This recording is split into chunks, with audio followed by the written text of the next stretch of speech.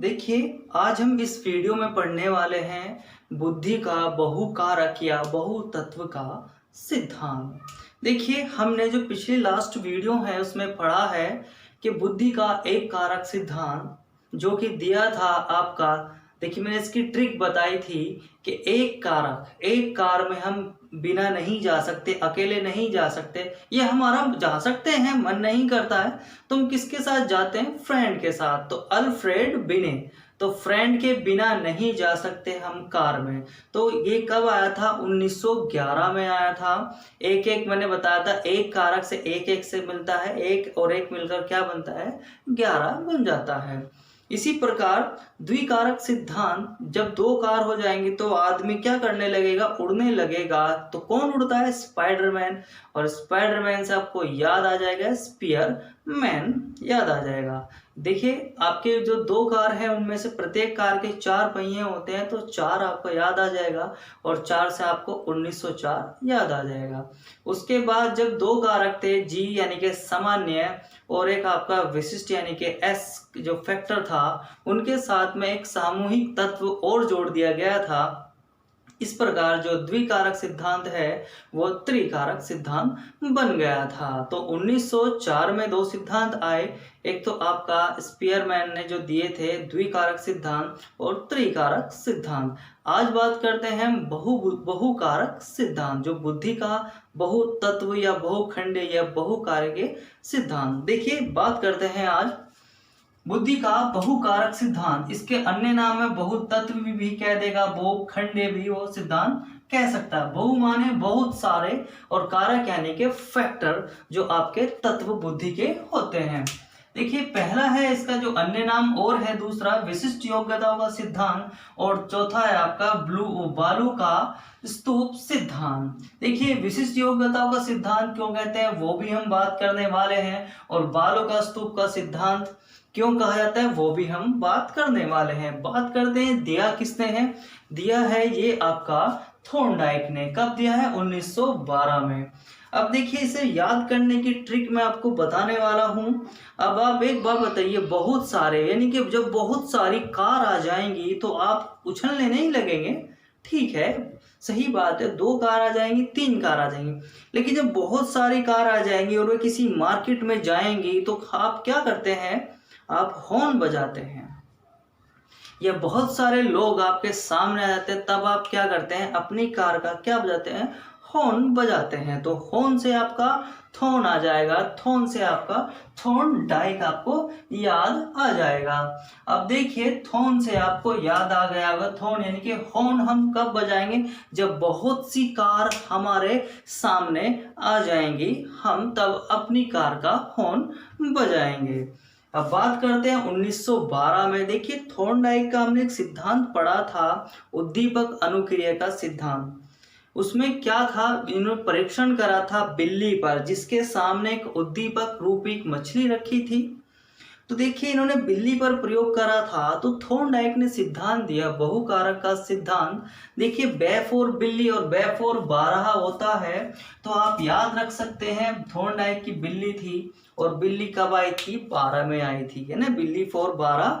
आप इस प्रकार से याद रख सकते हैं। तो देखिए, थॉर्न से आपको हॉर्न आ जाएगा, और हॉर्न कब होगा? जब आपको बहुत सारी कार आपके सामने आ जाएंगी। ये तो तब का सिद्धांत जब है जब आपसे थॉर्नडाइक का कौन सा सिद्धांत है तब ये पूछे। आप इसका उल्टा ले लीजिए, बहुत सारी कार हैं तो आप क्या करेंगे? आप कहेंगे जी मैं तो हॉर्न बजाऊंगा, क्योंकि मैं आपको बता रहा हूं कि बहुत सारी कार आने पर आपको हॉर्न बजाना है, उड़ना नहीं है। तो जो मैं सेंटेंस आपको बोल रहा हूँ सिर्फ वो सुनिए, मिक्सर मत करिएगा, तभी आपको ये अच्छे से याद रहने वाला है। देखिए, जैसे बुद्धि के एक कारक सिद्धांत में बुद्धि का एक तत्व होता है, द्विकारक सिद्धांत में 2 तत्व होते हैं और त्रिकारक सिद्धांत में तीन तत्व होते हैं, तो इसी प्रकार बहुकारक सिद्धांत में बुद्धि के बहुत सारे तत्व होते हैं। इसीलिए थॉर्नडाइक कहते हैं कि व्यक्ति जितनी मानसिक क्रियाएं करता है उतने ही तत्व बुद्धि में पाए जाते हैं। इसलिए इस सिद्धांत को बहुकारक या बहुतत्व का सिद्धांत कहा जाता है। अर्थात अगर आप कोई भी मानसिक क्रियाएं करते हैं, मान लिया आप कोई भी सब्जेक्ट आप पढ़ाते हैं, तो उससे संबंधित आपके मस्तिष्क यानी कि बुद्धि में तत्व होगा। और अगर आप क्रिकेट खेलते हैं तो क्रिकेट से संबंधित बुद्धि में तत्व होगा। अगर आप बैडमिंटन खेलते हैं तो बैडमिंटन से संबंधित आपकी बुद्धि में एक तत्व होगा। यानी कि जितनी भी आप मानसिक क्रियाएं करेंगे, जितनी भी हम मानसिक क्रियाएं करते हैं, उतने ही तत्व हमारे बुद्धि में पाए जाते हैं। तो इसी प्रकार थॉर्नडाइक कहते हैं कि जितनी मानसिक क्रियाएं उतने ही तत्व। अब मान लिया मानसिक क्रियाएं, मान लिया 5 है तो 5 तत्व हैं, 50 है तो 50 मानसिक क्रियाएं हैं तो 50 मानसिक बुद्धि के तत्व होंगे। तो देखिए इन्होंने किसी नंबर की बात नहीं करी है कि 1 तत्व है, 2 तत्व है, 3 तत्व है, 4 है, 5 है, पता नहीं। इन्होंने कहा जितनी आप मानसिक क्रियाएं करते हैं उतने ही तत्व होंगे। तो आपके अनुसार अगर मानसिक क्रियाएं 5 है तो जो तत्व होंगे बुद्धि के वे भी 5 होंगे। और अगर 50 मानसिक क्रियाएं हैं तो 50 ही बुद्धि के तत्व होंगे।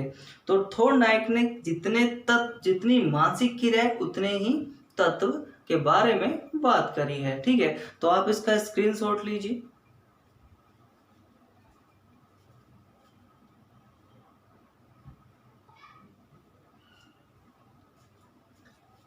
देखिए थॉर्नडाइक क्या कहते हैं। थॉर्नडाइक ने अभी आपको बताया कि बुद्धि में बहुत सारे कारक होते हैं। तो देखिए स्पीयरमैन के अनुसार बुद्धि में 2 कारक होते हैं। द्वितंत्र या द्वितत्व का जो सिद्धांत उन्होंने दिया था, उन्होंने कहा था कि एक सामान्य फैक्टर होता है यानी कि जिसे एस फैक्टर कहते हैं, और एक जनरल फैक्टर यानी कि वो एक तो होता है आपका स्पेशल फैक्टर जिसे आपका विशिष्ट जो कारक कहते हैं, और एक है आपका जो उन्होंने बताया था जिसे उन्होंने मोस्ट इम्पोर्टेंट माना था जी फैक्टर को, जिसे उन्होंने सामान्य कारक या सामान्य तत्व कहा था।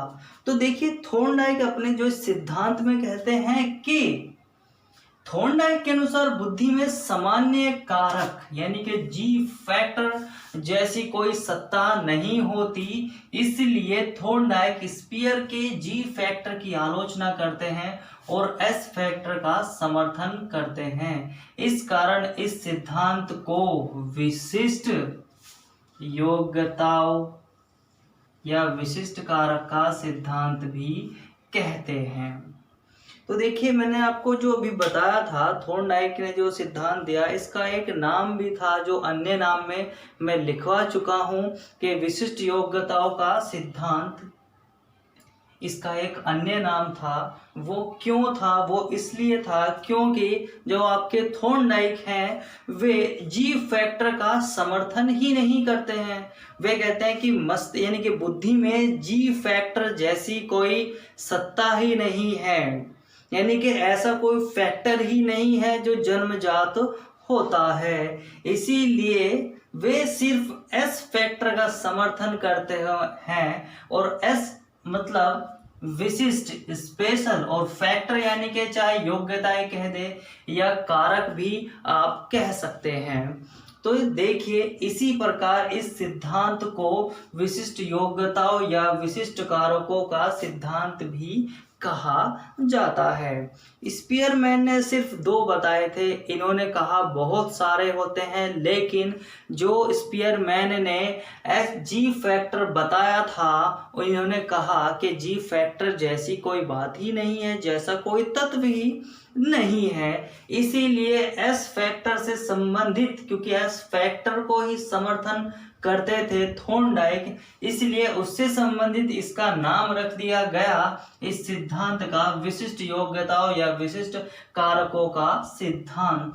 यानी कि बुद्धि में अनेक तत्व तो होते हैं, लेकिन जितने भी तत्व होते हैं या कारक होते हैं वे सभी बाहर से अर्जित होते हैं। मैंने कहा ना, जी फैक्टर स्पीयरमैन ने जन्मजात माना था और एस फैक्टर अर्जित माना था, तो थॉर्नडाइक के अनुसार एस फैक्टर ही होते हैं और जितने भी होते हैं वे सारे सभी कहां से होते हैं, बाहर से अर्जित होते हैं। तो इन्होंने जी फैक्टर की आलोचना करी। तो देखिए, ऐसा कौन सा मनोवैज्ञानिक है जो बुद्धि के जी फैक्टर यानी कि जी फॉर जर्नल यानी कि सामान्य तत्व या सामान्य कारक को महत्वपूर्ण नहीं मानता या आलोचना करता है, वो है आपका थॉर्नडाइक। तो आपको बस इतना ध्यान रखना है कि सिर्फ ऐसे ही एक मनोवैज्ञानिक है थॉर्नडाइक जो जी फैक्टर की आलोचना करते हैं। देखिए, बहुकारक सिद्धांत थॉर्नडाइक के उद्दीपक अनुक्रिया सिद्धांत पर आधारित है। मैं अभी आपको बता चुका हूं कि 1912 आप याद रखना है थॉर्नडाइक की बिल्ली से, और आपको पता होगा बिल्ली कहाँ पर कौन से सिद्धांत में प्रयोग करा गया था, उसमें करा गया था आपका उद्दीपक अनुक्रिया सिद्धांत में। जब प्रैक्टिकल करा जा रहा था तो बिल्ली का प्रयोग करा गया था। तो आपको ध्यान रखना है कि बहुकारक सिद्धांत थॉर्नडाइक के उद्दीपक अनुक्रिया सिद्धांत पर आधारित है। तो देख लेते हैं ऐसा क्यों है। देखिए, उद्दीपक अनुक्रिया सिद्धांत में बिल्ली के सामने एक मछली रखी जाती है जो कि उद्दीपक का काम करती है। तो थॉर्नडाइक कहते हैं कि जब तक उद्दीपक नहीं होगा तब तक बिल्ली कोई कार्य कर ही नहीं सकती। यानी कि कोई बिल्ली हो चाहे बालक हो, तब तक कोई बालक या व्यक्ति कोई कार्य कर ही नहीं सकता। इसी प्रकार अगर वो कार्य करेगा, देखिए, अगर उद्दीपक नहीं है कोई भी अनुक्रिया नहीं कर सकता, अगर उद्दीपक है तो अनुक्रिया करी जाएगी, और अगर जो भी आप अनुक्रिया करेंगे तो उससे संबंधित आपकी बुद्धि में क्या होगा, तत्व होगा। ऐसा इस सिद्धांत में कहा गया है। इसी वजह से उद्दीपक अनुक्रिया सिद्धांत पर ये वाला सिद्धांत आधारित माना जाता है, क्योंकि अनुक्रिया उसमें भी आया है, और अनुक्रिया आप यानी कि क्रिया आप तभी करेंगे जब आपकी बुद्धि में उससे संबंधित तत्व होगा। यानी कि जैसे कि बिल्ली को खाना था, किसे, मछली को खाना था, तो उसको पाने के लिए उसने क्रिया करी, और क्रिया तभी करी जब मस्तिष्क में उससे संबंधित कोई तत्व हुआ होगा। जैसा कि थॉर्नडाइक कह भी रहे हैं कि मानसिक क्रिया करते हैं तो उसी प्रकार का आपकी बुद्धि में तत्व होना अनिवार्य है। तो देखिए, जैसे बिल्ली अनुक्रिया कर रही थी तो बिल्ली के मस्तिष्क में किससे संबंधित कार्य होगा, यानी कि मछली को खाने से संबंधित क्या होगा, तत्व होगा। तो इसी प्रकार उद्दीपक अनुक्रिया सिद्धांत पर ये वाला जो बहुकारक सिद्धांत है वो आधारित माना जाता है। ठीक है, तो आप इसका स्क्रीनशॉट लीजिए।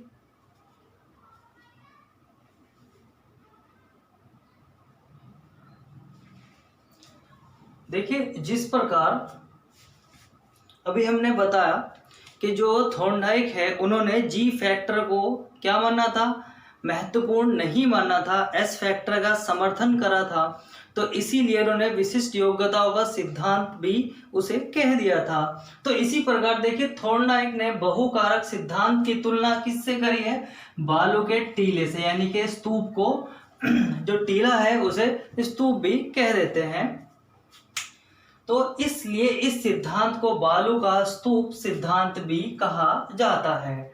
तो अगर आपसे कहा जाए कि बालू का स्तूप का सिद्धांत क्यों कहा जाता है, क्योंकि जो थॉर्नडाइक थे उन्होंने क्या करा था, बालू के टीले से अपने जो सिद्धांत था बहुकारक का सिद्धांत, उसकी तुलना कर दी थी।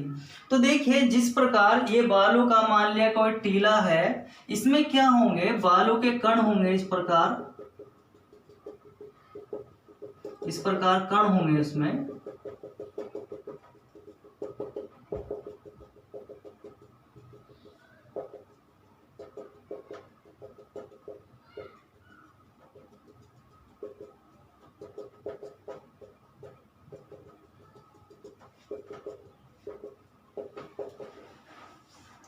तो देखिए बालू के टीले में बालू के कण होते हैं, इसीलिए टीले में क्या होती है, ऊंचाई भी होती है, ये रही, इसलिए चौड़ाई भी होती है, ये रही, और इसलिए क्षेत्रफल यानी कि जितने क्षेत्रफल में ये फैला होगा, और देखिए गति भी होती है, बालू के कण सरकते रहते हैं।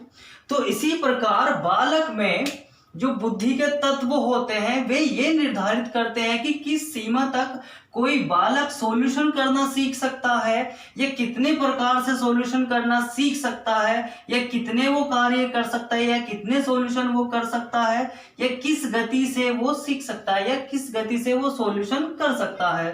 तो देखिए टीले में बालू के कणों के द्वारा निर्धारित होती है बालू की ऊंचाई, बालू की चौड़ाई, बालू का क्षेत्रफल और बालू की गति। इसी प्रकार जो टीले की गति यानी कि, तो इसी प्रकार बालक में जो बुद्धि के तत्व होते हैं उनसे निर्धारित होती है कि कोई बालक की सीमा तक सॉल्यूशन सीख सकता है या कितने प्रकार से सॉल्यूशन सीख सकता है। देखिए ये प्रकार आ गए, ये हो गई आपकी सीमा, और कितने कार्य वो कर सकता है, और ये हो गई आपकी गति। तो देखिए बालू के स्तूप के सिद्धांत में यानी कि बहुकारक के सिद्धांत में वो यही पूछता है, नॉर्मली यही क्वेश्चन कर लेगा कि बालू के स्तूप के सिद्धांत में किन का जिक्र करा गया है, तो ऑप्शन में से आपको ये मिलेगा। तो देखिए आपको 4 चीज का जिक्र करा गया है, ऊंचाई, चौड़ाई, क्षेत्रफल और गति। ध्यान रखना आयतन का जिक्र नहीं करा गया है।